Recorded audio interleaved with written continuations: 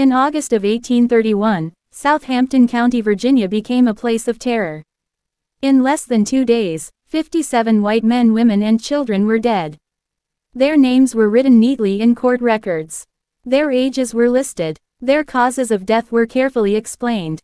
But what those records never admitted was this truth. The violence did not begin with anger.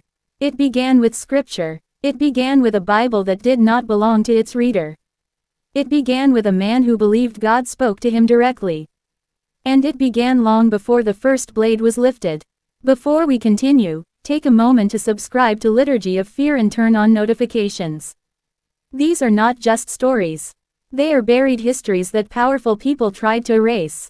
Leave a comment telling us where you are listening from, and let us uncover the truth together. This story does not begin on a bloody August night. It begins 31 years earlier, with a birth that frightened everyone who witnessed it. On October 2, 1800, a woman named Nancy Turner gave birth inside a small wooden cabin on the plantation of Benjamin Turner in Southampton County, Virginia. The birth itself was ordinary.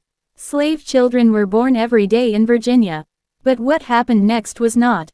Nancy was African-born. She had been brought across the ocean as a child and still carried the ritual scars of her homeland on her arms and chest. When she looked at her newborn son, she did not smile. She wept. She examined his body closely. His head, his chest, his arms, his legs. She traced her fingers across his skin again and again. Then she whispered words the other women did not fully understand. He has the marks. He is chosen. The older women in the cabin grew uneasy. They knew what happened to slave children whose mothers spoke of destiny or prophecy. Masters did not tolerate such ideas. But Nancy was certain. She believed her son bore signs she recognized from African spiritual traditions. Marks that meant the child was not ordinary.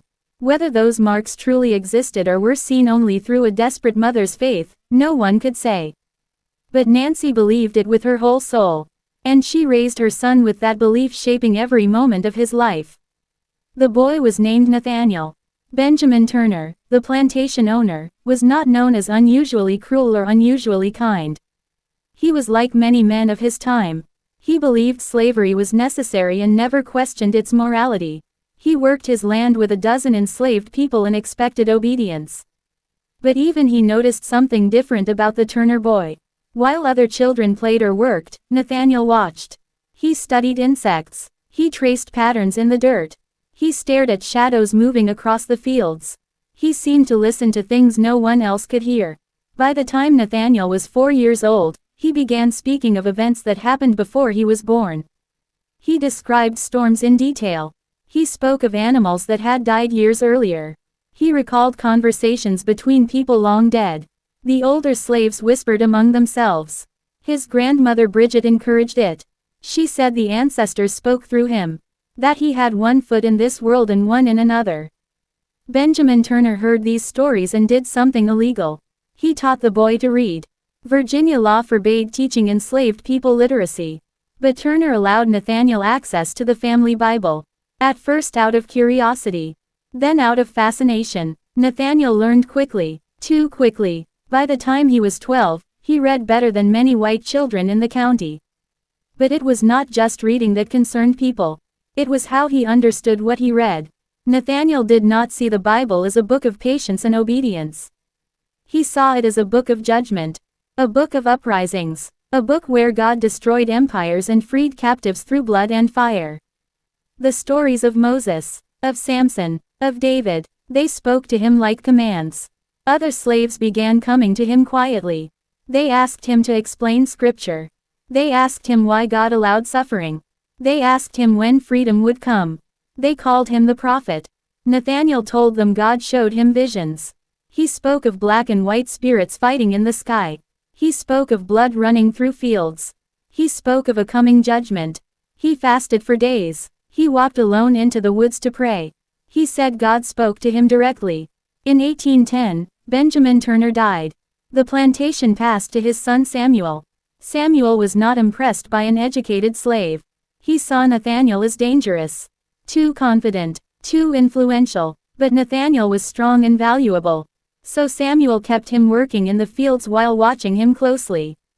That only made Nathaniel's reputation grow. Slaves from nearby plantations found ways to visit. They listened as he preached quietly. He told them he had been chosen for a great purpose. But the time had not yet come. God would send a sign. Years passed. Nathaniel waited. In 1822, Samuel Turner died suddenly. Nathaniel was hired out to John Travis, a wheelwright. This gave him something rare. Movement. He traveled across the county delivering work. He spoke to more people. He built a network. He married a woman named Cherry. They were kept apart by ownership. Seeing her only when permitted hardened his heart. Every separation, every whipping he witnessed, every child sold away added fuel to his belief that judgment was coming. In 1825, Nathaniel saw what he believed were signs written in blood on leaves and corn stalks. Symbols only he could understand. He baptized followers in secret. He blended Christian prayer with African ritual. White neighbors noticed the gatherings but dismissed them as harmless religion. They were wrong. On February 12, 1831, the sun disappeared. A solar eclipse darkened the sky in the middle of the day. Birds fell silent. The air turned cold. People stood frozen in fear. Nathaniel wept openly. This was the sign. God had finally spoken. But he did not act yet. He waited. And he planned. And when the time came, Southampton County would never be the same. This was only the beginning. Part 2. The night God went silent. By sunrise, Southampton County would be soaked in blood. But before the screams, before the horses thundered down dirt roads, before entire families vanished from their beds, there was a moment of doubt. It lasted only seconds. And then history crossed a line it could never step back from. Before we continue, make sure you are subscribed to Liturgy of Fear. These stories are not legends. They are real moments pulled from court records and forgotten testimony. Leave a comment telling us where you are listening from, and let us continue uncovering what was buried. The men Nathaniel Turner chose were not driven by madness alone. Each carried wounds deeper than the scars on their skin. Nelson's back was a map of pain. Long raised scars crossed his shoulders and spine, left behind by a whipping so brutal that many believed he would die from it. For weeks afterward he could not lie down. He healed slowly, and something inside him hardened forever. Sam carried a quieter grief. He had buried 2 children with his own hands. Both died before the age of 5. Fever, infection, sickness that white children often survived with a doctor's care. Slave children did not receive such mercy. Sam never spoke of it, but every breath he took carried that loss. Nathaniel gathered these men and spoke to them not as equals, but as instruments. He told them again about the eclipse. He told them about the visions of spirits fighting in the sky. He told them God had chosen him long before he was born. And then he told them the plan. They would strike on July 4th, America's Independence Day. The irony was deliberate. While white Americans celebrated freedom with gunfire and speeches, enslaved people would take freedom with blood. They would begin at the Travis farm. From there they would move from house to house. They would gather weapons. They would gather followers. Their final goal was Jerusalem, the county seat. There was an armory there. If they could seize it, the uprising could spread across Virginia. Perhaps across the South. But July came, and the plan collapsed. Nathaniel fell ill. He stayed in his cabin, weak and sweating. No one knows if this sickness was real or imagined. Some later said it was doubt finally breaking through his certainty. Others believed it was a test from God. The truth died with him.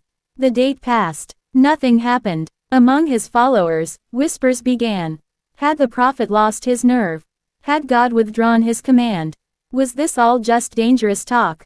Then, on August 13th, the sky changed again. The sun rose strange that morning. Not bright, not golden. It carried a bluish-green color that made fields look sick and unreal. Birds moved oddly. The light felt wrong. Modern science offers explanations. Smoke in the atmosphere, distant fires, rare conditions. Nathaniel saw none of that. From his cabin window, still weak, he watched the sky and felt certainty return like fire in his chest. The delay was not failure. It was preparation. God had spoken again. 8 days later, On Sunday, August 21st, Nathaniel walked into the woods near the Travis property. His illness had faded. His resolve had hardened. The place was called Cabin Pond. Henry, Hark, Nelson, and Sam waited for him there. They had brought food, a roast pig stolen from a smokehouse. Eating before what they believed would be holy work. As they ate, two figures emerged from the trees. Jack Reese and Will Francis. Nathaniel froze. He had not invited them. He did not trust surprises. This was a mission commanded by God. It required control. Hark spoke quickly. He vouched for them. He said they could be trusted. Nathaniel studied Will Francis closely. Will was enormous. A man built like a weapon. He had killed before. Years earlier he had beaten an overseer to death in another county. Somehow he avoided the gallows. Instead he was sold again and again, passed between masters willing to risk owning dangerous property. Will listened to Nathaniel without emotion. When Nathaniel finished, Will asked only one question. "When do we start?" "Tonight," Nathaniel said. There would be no more waiting. They would begin at the Travis house. The place Nathaniel knew better than any other. They would take weapons first. Guns, powder, horses. Then they would move outward like fire through dry grass. By dawn, Nathaniel promised, they would have an army. They talked as darkness thickened around them. The plan was simple, brutally simple. Kill quietly. Take weapons. Leave no witnesses. Nathaniel was clear about one thing. Everyone must die. Men, women, children. Some of the men shifted uneasily. Killing masters was one thing. Killing overseers was one thing. But children. Nathaniel did not hesitate. God commanded the Israelites to destroy their enemies completely, he said. This was not murder. This was judgment. Any survivor could raise the alarm. Any survivor could become a future enemy. This was God's will. His certainty crushed their doubts. Once they agreed, there was no turning back. Near midnight, they moved toward the Travis farm. The house stood quiet in the darkness. No lights. No movement. A dog barked once, then stopped. The men reached the door. It was unlocked. In Southampton County, masters did not lock their doors. Slavery was supposed to be safe. Slaves were supposed to be obedient. Nathaniel pushed the door open. They entered silently. They climbed the stairs in darkness. Each step felt unreal. This was the house where Nathaniel had lived for 9 years. Where he had eaten. Where he had worked. Where he had prayed. Inside the bedrooms, the Travis family slept. Joseph Travis, his wife Sarah, their infant son, 3 other children. They never woke up. The details that followed were so horrific that even court records softened them. Axes, hatchets, blows struck in silence. It was over in minutes. When the men stepped back outside, some were shaking. Some vomited. Their clothes were soaked. Nathaniel did not waver. "Search the house," he ordered. They found guns, powder, ammunition, 4 horses. They armed themselves. They mounted up. As the first light of dawn crept toward Southampton County, 7 men rode away from the Travis farm. Behind them, a family lay dead. Ahead of them, an entire county waited. The rebellion had begun, and nothing would stop it now. Part 3. When the storm broke. By dawn on August 22, Southampton County no longer belonged to its owners. It belonged to fear. Horses thundered down dirt roads. Smoke rose from farmyards. Families vanished from their beds. And a question spread faster than any rider could carry it. How long before they reach us? Between midnight and sunrise, Nathaniel Turner and his followers struck 5 more farms. Each attack followed the same grim pattern. Doors opened quietly. Axes rose. Guns were taken. Horses were seized. And the living were left behind in silence. With every stop, their numbers grew. Slaves from the attacked plantations joined them. Some stepped forward eagerly, fueled by years of abuse and humiliation. Others followed because refusing meant being marked as an accomplice anyway. Staying behind was almost as dangerous as joining. At the Reese farm, 3 white residents were killed. 4 enslaved men joined the group. At the Turner farm, no relation to Nathaniel, 5 white people died. 6 more slaves fell in behind the riders. By sunrise, Nathaniel commanded around 15 men. All were armed. All were on horseback. All understood there was no turning back. Nathaniel had planned carefully. He chose farms in a route that allowed them to collect weapons and men before word could spread. This was not random violence. It was methodical, cold, purpose-driven, but discipline was already slipping. Some of the new recruits wanted to stop. They wanted to loot. They wanted to burn houses and drink stolen liquor. Rage had waited too long to be contained. Nathaniel shouted at them to move forward. "Jerusalem comes first," he said. "Every moment matters." Jerusalem was the county seat. The armory was there. If they reached it, everything changed. At the Whitehead farm, the rebellion crossed a line that haunted many of the men afterward. Margaret Whitehead lived there. She was known for teaching slave children to read, quietly and illegally. She showed kindness in a system built on cruelty. Nathaniel hesitated. Will Francis did not. The killing was fast, brutal, final. Several of the men turned away, shaken. Something cracked inside them. This no longer felt like holy war. It felt like something darker. Still, they rode on. By late morning, terror had finally outrun the horses. A boy escaped from one of the attacked farms and reached a neighbor. Within hours, the county exploded with panic. White families fled toward Jerusalem. Wagons overturned. Children cried. Doors slammed. Guns were loaded with shaking hands. Riders carried warnings to neighboring counties. The militia was called. By midday, Nathaniel's force had grown to between 50 and 60 men. No one could count accurately anymore. They had killed roughly 60 white residents. Some victims were brutal masters. Others were small farmers who owned no slaves.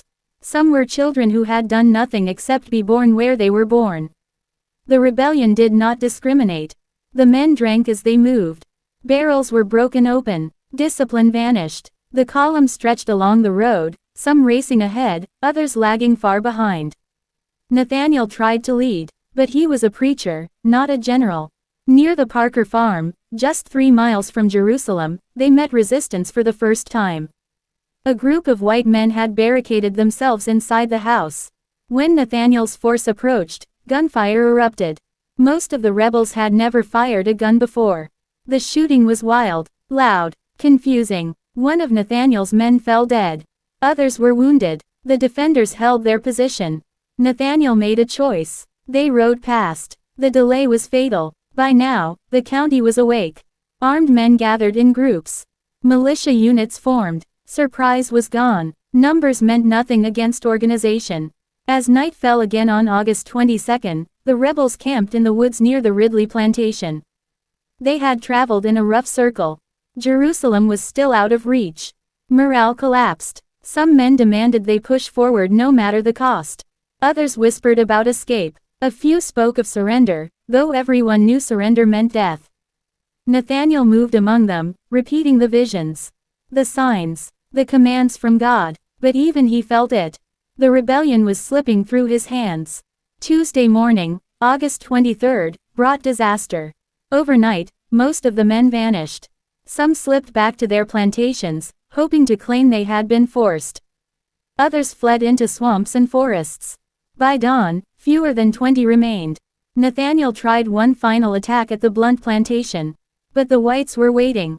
Armed men filled the yard. Guns were leveled. The rebels broke almost instantly. Shots rang out. Horses screamed. Men scattered into the woods. It was over. By afternoon, Nathaniel moved with only a handful of followers. Even they were questioning whether to continue. The uprising that was supposed to ignite the South collapsed in less than 48 hours. The response was merciless. Militia units poured in from surrounding counties. Federal troops were dispatched. Naval patrols guarded waterways. Nearly 3,000 armed white men flooded Southampton County. What followed was terror of a different kind. Black men were killed on suspicion alone. No trials. No evidence. Free blacks were murdered. Loyal slaves were murdered. Bodies were mutilated and displayed along roads. Between 100 and 200 African Americans were killed after the rebellion ended. The courts moved fast. 16 men were hanged publicly in Jerusalem.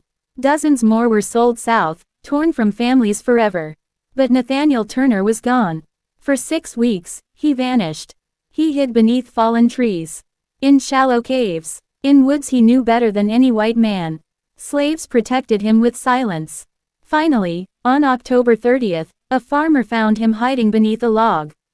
Nathanael surrendered calmly. In chains, he was brought to Jerusalem. He showed no fear. When asked if he regretted his actions, he replied quietly, "Was not Christ crucified?" His trial lasted 1 day. On November 5, 1831, Nathanael Turner was hanged.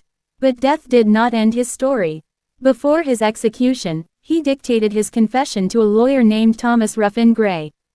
And what that document revealed would haunt America forever. In Part 4, we will uncover what Nathanael Turner said in his final words, and why even today, historians still argue over whether he was a prophet, a revolutionary, or something far more terrifying. Part 4: The confession that terrified a nation. Nathanael Turner did not scream on the gallows. He did not beg for mercy. He did not deny what he had done. Instead, he spoke, and what he said frightened Virginia more than the rebellion itself. Before we continue, take a moment to subscribe to Liturgy of Fear and turn on notifications. These stories are not myths. They are real moments pulled from America's past. Leave a comment telling us where you are listening from, and let us continue uncovering what history tried to hide. After 6 weeks of hiding in the woods, Nathanael Turner was brought to Jerusalem in chains. The town had never seen anything like it. People poured into the streets just to catch a glimpse of the man they believed was a monster. Contemporary accounts describe him as calm, almost peaceful. He walked slowly. His posture was straight, his eyes steady. There was no panic in him. This unsettled everyone who saw him. Nathanael was placed in a small jail cell to await trial. It was there that a local lawyer named Thomas Ruffin Gray came to see him. Gray was not interested in justice. He was interested in profit. Gray believed that Nathanael's story could sell. White America was terrified. Slave owners everywhere wanted answers. How had this happened? Could it happen again? Gray told Nathanael he wanted to record his confession. Nathanael agreed. What followed became one of the most disturbing documents in American history. Gray wrote quickly as Nathanael spoke. But historians have long questioned how much of the confession truly belonged to Nathanael and how much was shaped by Gray's hand. Gray framed the story carefully. He presented Nathanael as dangerous proof that educated slaves were a threat to society. Yet even through Gray's bias, Nathanael's voice remains clear. He began at the beginning.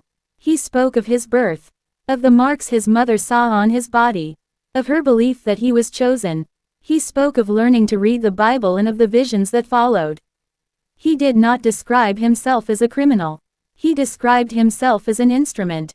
Nathanael said the Spirit spoke to him in the fields.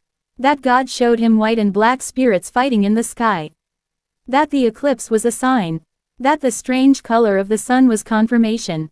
He believed these signs were as real as the walls around him. To Nathanael, slavery was not just injustice. It was a violation of divine order. And he believed God had chosen him to correct it. The most chilling part of the confession is not the violence. It is the certainty. Nathanael never expressed doubt. He never asked forgiveness. He never said he was wrong.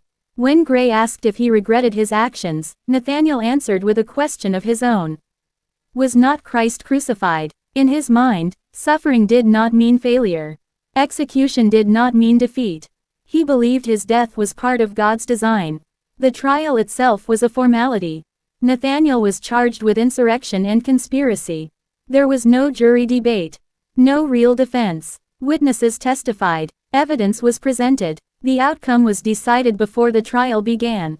He was found guilty. On November 5, 1831, Nathanael Turner was led to the gallows in Jerusalem. Crowds gathered. Some came for justice. Some came for revenge. Some came out of fear, wanting proof that the nightmare was truly ending. Nathanael remained calm. Accounts differ about his final moments.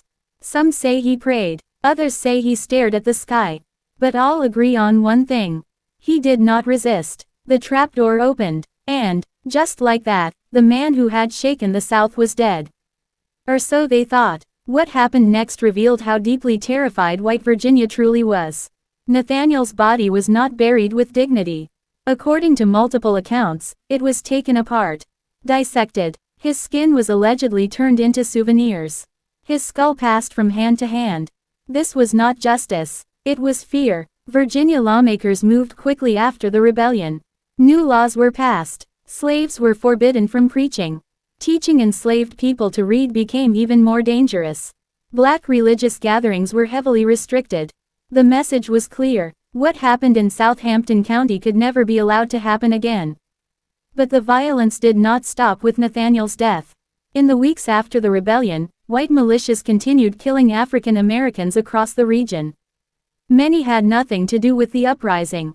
No evidence. No trial. Just suspicion. The state paid compensation to slave owners for executed rebels and dead white citizens. Human lives were reduced to financial losses. Nathaniel Turner became something else entirely. To slave owners, he was a warning. Proof that slavery must be controlled with fear. To abolitionists, he became evidence of slavery's moral failure. To enslaved people, he became a whispered symbol of resistance. And to historians, he became a puzzle. Was he insane? Was he a religious fanatic? Was he a revolutionary driven to extremity by oppression? Or was he all of these things at once? The Confessions of Nat Turner remains controversial because it refuses to give simple answers. It forces readers to sit with uncomfortable truths. About religion. About violence. About what happens when people are denied humanity for generations. Nathaniel Turner did not see himself as a murderer. He saw himself as chosen. And that belief changed American history. In Part 5, we will explore how the rebellion reshaped the South, how fear hardened into law, and how Nathaniel Turner's shadow continued to haunt America long after the gallows went silent. Part 5: The Aftermath That Shook a Nation. The night Southampton County burned had ended, but its echoes would haunt the South for decades. Fear did not sleep. It spread through every town, every plantation, every household. Before we continue, make sure you are subscribed to Liturgy of Fear and turn on notifications. These are not stories from a book. They are truths that were buried. Leave a comment telling us where you are listening from, and let us continue uncovering what Virginia tried to hide. The rebellion had lasted less than 48 hours. Yet its impact reshaped lives, laws, and even the landscape of the South. Nathaniel Turner was dead, hanging in Jerusalem. His followers were gone, executed or sold deep into the cotton fields of the Deep South. But terror lingered like smoke. For the white residents, the lessons were clear. Never again could enslaved people be trusted. Preaching must be banned. Learning to read must be forbidden. Any act of independence, no matter how small, could be the spark for destruction. Laws passed after the rebellion crushed even the tiniest seeds of autonomy. Churches were closed to black congregations. Black gatherings were watched by armed patrols. Even the most devout had to practice their faith in whispers and shadows. For the enslaved, the lessons were more complicated. Many whispered Nathaniel Turner's name in secret. Some saw him as a prophet. Some as a hero. Some as a warning of what desperation could lead to. Fear was still present. Any open defiance could mean death. Yet in hushed conversations in cabins and barns, the story lived on.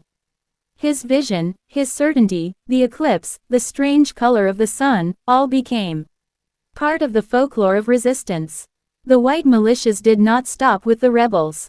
They hunted, they executed, they terrorized. Men who had not moved, men who had spoken no word, were rounded up and shot. Some were hanged without trial. Entire families were punished because of their skin. Fear became both shield and weapon. In the week following the rebellion, estimates suggest that between 100 and 200 African Americans were killed. Some were enslaved, some were free. All were victims. The newspapers of the time reported the events with a mix of horror and moral judgment. They framed Nathaniel Turner as proof that education and religion were dangerous when given to the wrong people. Abolitionists, on the other hand, read the rebellion as proof of the cruelty and injustice of slavery itself. One event, two narratives, both shaping the nation's conscience. The state of Virginia tried to contain the story with compensation to owners. Families who had lost enslaved property or white lives were reimbursed. Human beings became economic units, reduced to a number on a ledger. The South mourned the dead, but it mourned differently depending on the color of their skin. Justice, fairness, morality, all were measured through the lens of ownership and fear. Nathaniel Turner's capture on October 30th, weeks after the rebellion, had created a spectacle. People traveled from miles around to see the man who had evaded 3,000 armed men. He had hidden in the woods, moving like a ghost, surviving on stolen food and sympathetic hands. The fact that he had eluded capture for 6 weeks made him larger than life. Even his enemies could not ignore his cunning and resolve. While in jail, Turner dictated his story to Thomas Ruffin Gray. Gray published it as The Confessions of Nat Turner. The book became a sensation, controversial from the first page. Was it truth? Was it propaganda? Gray claimed to record Turner's words faithfully, but his own biases and desire for profit cannot be ignored. The work framed Turner as both a fanatic and a prophet, a mixture that terrified white readers and fascinated abolitionists. Through the pages of The Confession, Turner described his visions, his sense of divine mandate, and his careful planning. He described watching the sun darken, seeing spirits fight in the sky, and receiving messages in the smallest details of nature. To him, everything was a sign. The eclipse, the colored sunlight, the suffering of the enslaved, all were messages from God, confirming that he had been chosen to act. Historians continue to debate Turner's motives. Was he driven purely by religious conviction, by desire for vengeance, by justice, or by despair? The Confessions suggest all of these.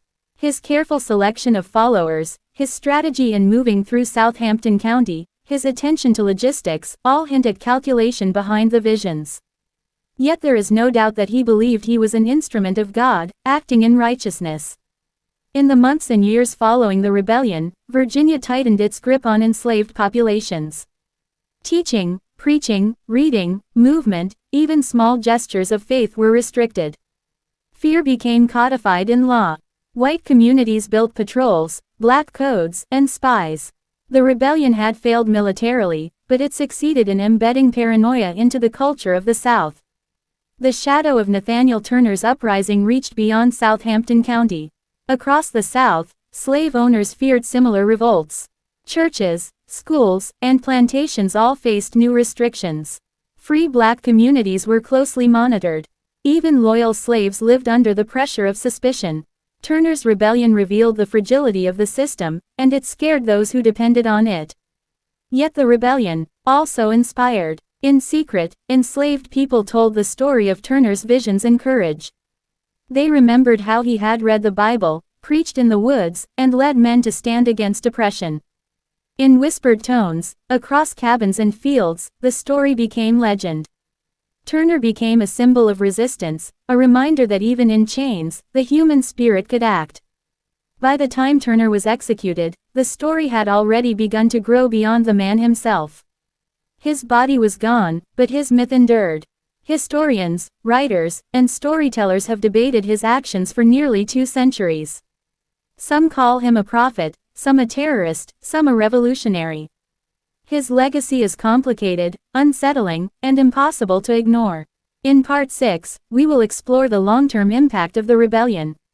We will see how Turner's actions forced the South to change its laws, reshaped the consciousness of both enslaved and free communities, and left a mark on American history that continues to provoke fear, debate, and fascination. Part 6: Shadows of Fear: How Turner's Rebellion Changed the South.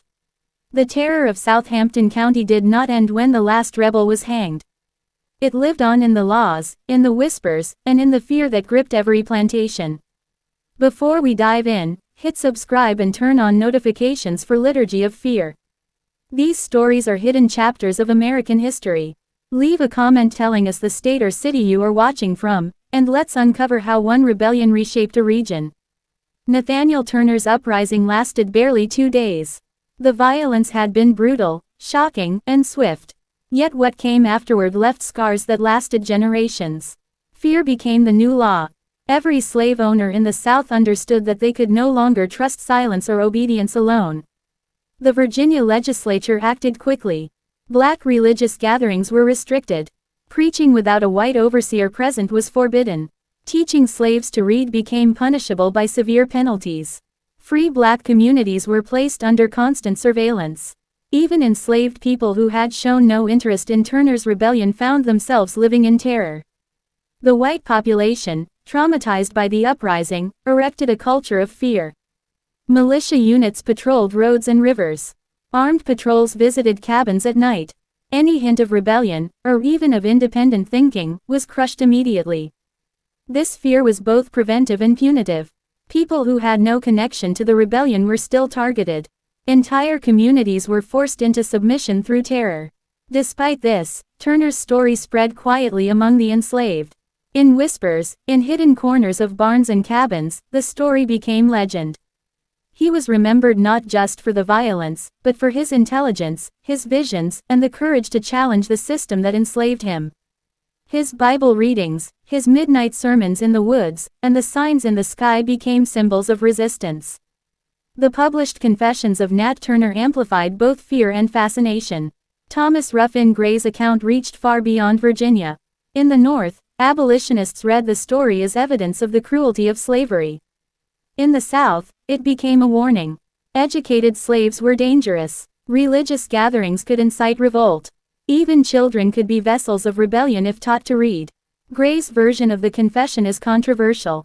Historians debate how much reflects Turner's own words and how much reflects Gray's shaping of the story for profit and influence. Yet, despite its bias, Turner's voice remains unmistakable. His certainty, his vision, and his belief in divine instruction echo across the pages. He did not see himself as a criminal. He saw himself as chosen. In the immediate aftermath, fear hardened into law. Virginia and other southern states enacted stricter slave codes. Preaching and assembly were monitored. Any movement toward autonomy was restricted. This was not only about controlling Turner's followers. It was about ensuring that no one else would try to follow in his footsteps. The rebellion became a lesson, embedded in the legal and social structure of the South. At the same time, Turner's story spread among enslaved communities. The myth of the preacher who could read the Bible, who interpreted visions, and who led men to fight for freedom, created a new moral geography of resistance. It offered hope, yes, but it also forced enslaved people to confront the cost of defiance. Turner's rebellion showed that rebellion was possible, but that it was dangerous, bloody, and often fatal. Nathaniel Turner himself became more than a man. He became a symbol. To some, he was a prophet. To others, he was a monster. He represented both the hope of liberation and the terrifying consequences of defiance. His actions forced everyone in the South to reckon with slavery not as an economic system, but as a moral and spiritual crisis. Even decades later, Turner's rebellion was studied and remembered. Newspapers, memoirs, and legal documents revisited Southampton County. Scholars debated whether Turner was insane, fanatical, a revolutionary, or divinely inspired.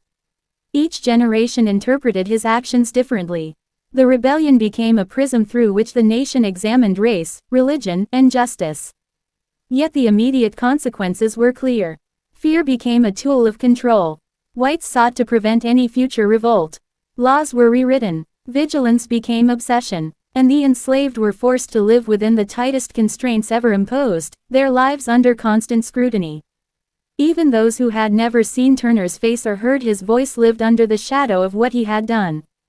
The rebellion also exposed weaknesses in the South's system of slavery. Nathaniel Turner had used intelligence, strategy, and communication networks to challenge the very structure that enslaved him. Even as laws tightened, the memory of how a small group could wreak havoc lingered. It was a warning and a threat. Turner's followers, executed or sold to distant plantations, carried the memory with them. Stories of the rebellion traveled across counties and states. They were retold quietly, often at great personal risk. Through these stories, Turner's legacy became a form of spiritual resistance. Even under oppression, his rebellion demonstrated that enslaved people could act with purpose and strategy. In the courts, in the media, in the homes of the white population, Southampton County became synonymous with terror. Even after Turner's death, fear dominated conversations. White Southerners feared similar uprisings. They feared their own slaves. They feared the power of vision and knowledge combined. Turner had shown that education and faith could be revolutionary. The rebellion's long shadow also influenced abolitionist movements. Northern writers used Turner's story to expose the brutality and inherent injustice of slavery. It became a touchstone for debates over freedom, morality, and human rights. Turner's actions, though horrifying to some, were interpreted by others as evidence of the human desire for liberation and dignity. By the end of 1831, the South had changed. Laws, fear, and violence were stronger. Yet the story of Nathaniel Turner endured. It survived in the whispers of enslaved people, in books, in court records, and in the national consciousness. Turner's rebellion had failed militarily, but it succeeded in transforming the way America thought about rebellion, resistance, and the power of one man's conviction. In Part 7, we will examine the cultural impact of Turner's uprising, how it shaped religion, literature, and memory in the United States, and how his story became a symbol of both fear and inspiration that continues to echo today. Part 7: The Legend That Refused to Die. Even decades after the rebellion, the shadow of Nathaniel Turner loomed over Virginia. He was gone, executed, his followers scattered or dead, yet his story refused to be buried.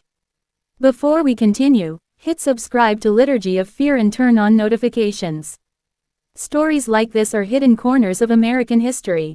Leave a comment telling us your city or state and let's explore how a single man's vision echoed across generations. Nathaniel Turner's uprising may have lasted less than 2 days, but it created ripples that spread through every part of the South. White communities feared the intelligence and faith of enslaved people. They passed stricter laws, restricted gatherings, and watched every move with suspicion. Yet Turner's actions also inspired those who longed for freedom, planting seeds that would grow quietly for generations. After the rebellion, Turner's story became a weapon in the national debate over slavery.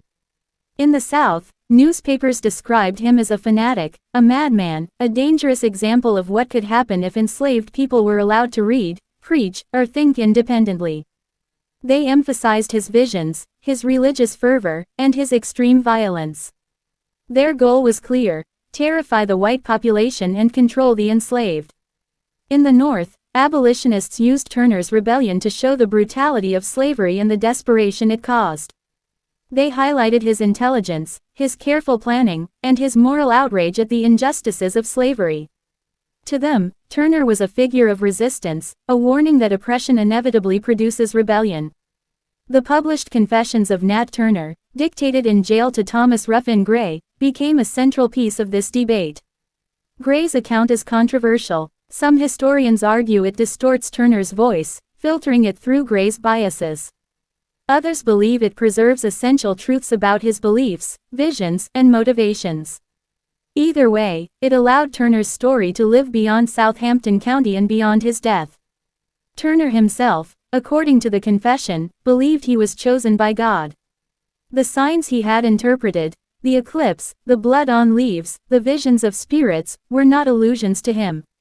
They were divine commands. His careful selection of followers and the tactical decisions he made show a man who was both visionary and practical, combining faith and strategy in ways that terrified the white population. Even after his execution, Turner's story spread among enslaved people. In secret, it became legend. Parents whispered about the preacher who could read the Bible and interpret visions. Elders told children about how he had moved through Southampton County with speed and precision. In cabins, barns, and fields, his story became a symbol of courage, resistance, and the longing for freedom. Southern lawmakers tightened control in response. Religious gatherings for black communities were restricted. Education for enslaved people was made illegal in nearly every southern state. Militia patrols increased. Slave owners drilled fear into their workers, reminding them constantly of Turner's rebellion and its consequences. Despite the fear, Turner's story endured. It was told quietly, sometimes dangerously, but it survived. His defiance, his intelligence, and his unwavering belief in divine guidance became a blueprint for resistance in the minds of enslaved people. Even in the face of overwhelming oppression, Turner's rebellion proved that courage and vision could challenge the system. Historians continue to debate his legacy. Some call him a fanatic, others a hero. Some describe him as a revolutionary, others as a cautionary tale. His story resists simple labels. Turner embodies the tension between justice and violence, faith and fanaticism, hope and terror. His life forces us to confront the moral complexity of rebellion in a society built on oppression. By the mid-19th century, Turner had become more than a man. He was a symbol, a figure invoked in sermons, newspapers, and political debates. His rebellion reshaped how Americans thought about the enslaved. It showed the power of knowledge, the danger of faith combined with oppression, and the terrifying consequences when a people are pushed beyond endurance. The story also influenced literature and culture. Writers, poets, and storytellers in the North and South referenced Turner in novels, essays, and newspapers. He became a moral puzzle, a reminder of both the horrors of slavery and the courage of those who resisted it. In this way, the rebellion continued to live long after the last shot had been fired and the last hangings carried out. Even today, Turner's story resonates. Scholars study his visions, his planning, and his faith. Activists reflect on the courage it took to act in a world designed to crush hope. His name is remembered in history books, in discussions of American morality, and in the shadows of the places where he lived and fought. Turner's rebellion was brief, violent, and terrifying. Yet it also revealed the fragility of the system of slavery. It showed that even a small group of determined people could challenge the order of the South.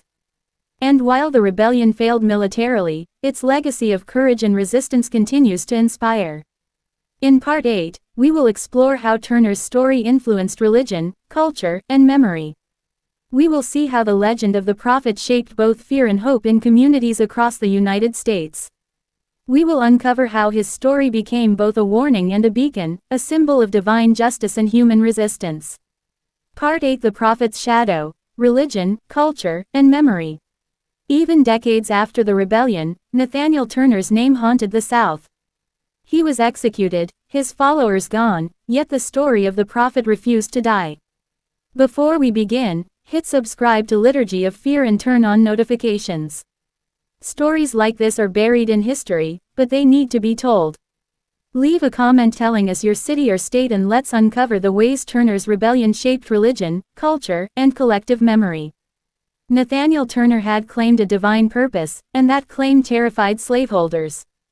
They feared not only the violence of rebellion but the power of faith and literacy among enslaved people. The authorities understood that religion could inspire resistance. Turner's Bible readings, sermons, and visions were proof. His rebellion forced a reckoning. Faith combined with intelligence was a threat to slavery itself. After the rebellion, white communities responded by restricting black religious gatherings. Ministers could no longer preach to black congregations without oversight. Baptisms, prayer meetings, and even songs were monitored. These restrictions aimed to prevent another Turner. Religious expression, a source of hope for enslaved people, became another weapon to control them. Yet Turner's influence persisted in hidden ways. Among enslaved communities, his story became legend. They whispered of the preacher who read the Bible, who interpreted signs, who led men to fight for freedom. These stories were told quietly, often in secret, but they gave people hope. Turner became a symbol that resistance, however dangerous, was possible. The Confessions of Nat Turner, published by Thomas Ruffin Gray, played a central role in spreading his story. The book reached both Northern and Southern audiences, but interpretations differed dramatically. In the South, it was a warning: literacy and religious fervor among slaves were dangerous. In the North, abolitionists highlighted Turner's intelligence, strategy, and moral outrage at slavery, using the story to argue for freedom and human rights. Turner's own voice, filtered through Gray, shows a man driven by visions and faith, yet highly strategic. He chose his followers carefully, planned his attacks methodically, and moved with precision. Even in the face of violence, he believed he was an instrument of divine justice. His actions blurred the line between faith and militancy, between prophecy and rebellion. In literature and culture, Turner became a figure of fascination. Writers, preachers, and historians debated his motivations and legacy. Was he a madman, a prophet, or a revolutionary? Southern newspapers described him as a dangerous fanatic. Northern writers portrayed him as a hero of resistance. Turner's story became a prism through which Americans examined morality, race, and justice. Even decades later, Turner's rebellion shaped religious thought in black communities. Preachers referenced him as a symbol of courage and divine guidance. Songs and stories told of his visions and faith. Turner's example became a spiritual touchstone, a reminder that resistance was not only physical but moral and spiritual. The rebellion also left a lasting imprint on Southern law and culture. States passed stricter slave codes, outlawed education for slaves, and closely monitored gatherings. Fear of rebellion became embedded in daily life. Families were split, communities watched, and every act of independence could trigger suspicion. Turner's revolt, though brief, reshaped the South's entire social and legal system. Yet for the enslaved, Turner's story remained a spark. It reminded them that even in the face of terror and oppression, courage was possible. Turner's intelligence, faith, and planning were evidence that slavery could be challenged. In secret, his story became part of the oral tradition, preserved in whispers, songs, and prayers. Turner's influence extended into history books and scholarship. Historians continue to debate his motivations, his morality, and his impact. Was he a prophet, a revolutionary, or simply a man pushed to extremes by an unjust system? The questions remain, but his story continues to provoke reflection on the intersections of faith, violence, and resistance. By the mid-19th century, Turner was no longer just a man. He was a symbol of fear and hope. Southern communities saw him as proof that enslaved people could rebel with intelligence and strategy. Northern communities saw him as evidence of the moral necessity of abolition. Turner's legacy existed in two conflicting visions, both powerful, both enduring. Even today, Turner's story continues to resonate. Scholars study his visions, his planning, and his faith. Activists reflect on his courage and the consequences of defying oppression. His rebellion, though violent and brief, left an indelible mark on the history of America. It forced a nation to confront the moral and spiritual contradictions of slavery. Turner's legacy is complex. He was a preacher, a prophet, a revolutionary, and a man. His story teaches us that resistance can take many forms, that faith can inspire action, and that oppression inevitably produces defiance. The terror he caused was real, but so was the hope he inspired. In Part 9, we will explore how Turner's story influenced generations of activists, writers, and historians. We will see how the legend of the prophet became a lasting symbol of courage, fear, and moral complexity in American culture. Part 9: The Lasting Echo. How Nat Turner Shaped America. Even nearly 2 centuries later, the name Nathaniel Turner still sends chills through history. His rebellion was short, bloody, and terrifying, but its echo has lasted far longer than the guns and hatchets ever could. Before we begin, hit subscribe to Liturgy of Fear and turn on notifications. Stories like this reveal the hidden layers of American history. Leave a comment telling us your city or state and let's uncover how one man's vision shaped generations. Nathaniel Turner's rebellion changed the South forever. White communities tightened their control, imposing stricter laws, monitoring religious gatherings, and punishing any sign of resistance. Slaveholders feared literacy, faith, and independent thought. The South became a place of constant surveillance, where fear ruled every action, every conversation, every prayer. Yet the story of Turner did not die with him. Among enslaved communities, his legend grew. Parents whispered about the preacher who could read the Bible, who interpreted visions, and who dared to act against an oppressive system. Turner became a symbol of courage and defiance, proof that resistance was possible even under the most brutal conditions. The published Confessions of Nat Turner, dictated to Thomas Ruffin Gray, spread his story far beyond Virginia. In the South, it was a warning to slaveholders: educated and religious slaves were dangerous. In the North, it became a rallying cry for abolitionists, showing the moral horrors of slavery and the human cost of oppression. Turner's story was now part of a national debate. Turner himself remains a complex figure. He was a preacher, a visionary, a strategist. His careful planning, selection of followers, and precise attacks demonstrate a mind capable of both faith-driven inspiration and calculated action. His vision of divine justice blurred the lines between morality and violence, forcing generations to grapple with the difficult questions of rebellion, justice, and faith. Even decades later, writers, preachers, and historians discussed Turner. Some saw him as a dangerous fanatic, others as a heroic liberator. He became a symbol that could be interpreted in multiple ways: fear or hope, warning or inspiration, sin or righteousness. His rebellion was brief, but his impact lasted a lifetime. The cultural influence of Turner's story was significant. Songs, oral histories, and folk tales preserved his memory among enslaved and free Black communities. He became a spiritual symbol of resistance, a story passed down quietly but powerfully. His courage, faith, and strategic mind inspired countless others, even if they never acted with the same violence. Turner's rebellion also influenced literature and scholarship. Northern writers used his story to critique slavery and advocate for change. Southern newspapers framed him as a warning, emphasizing the danger of literacy and religious fervor among enslaved people.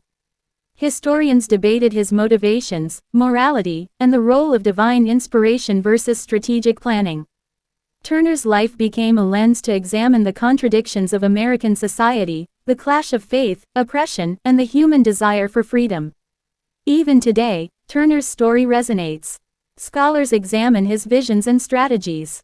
Activists study his courage. His rebellion reminds us that oppression produces resistance, and that faith and intelligence can challenge even the most entrenched systems of power. Turner showed that one person, even under extreme oppression, could spark fear, inspire hope, and change the course of history.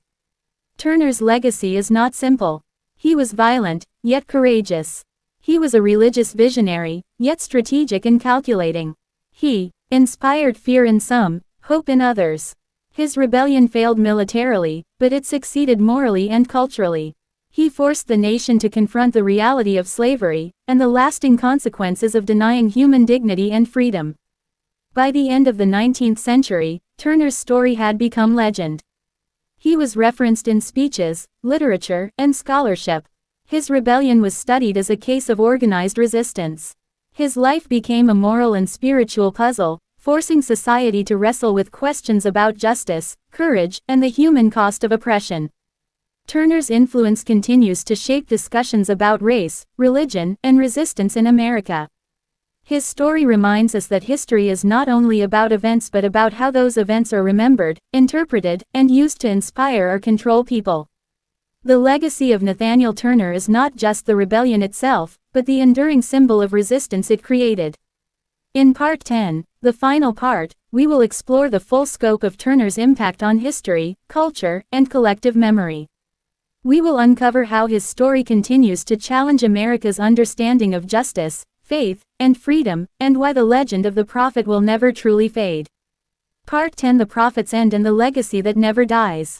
The sun rose over Southampton County on a quiet morning, but the shadow of Nathaniel Turner still hung over the land. For weeks, the county had hunted him, terrified communities, and imposed their law with fear and violence.